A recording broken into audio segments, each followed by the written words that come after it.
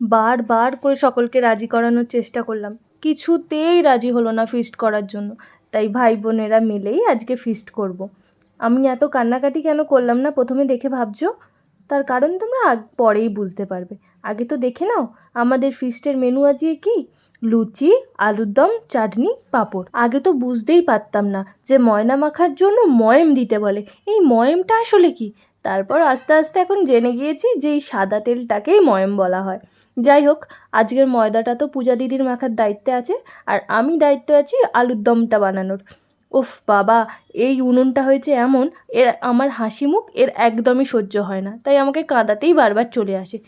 এত পরিমাণে ধোঁয়া বেরোচ্ছে, যেই না একটু আমার হাসি মুখ দেখেছে ব্যাস আমাকে কাঁদানোর জন্য ও রেডি হয়ে গিয়েছে।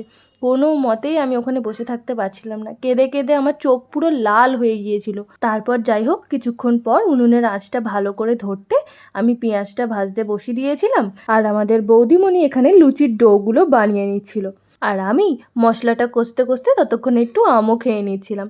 যাই হোক, আমার আলুর দমটা ভালো করে কষা হয়ে গিয়েছে, এবার লুচি খাওয়ার পালা।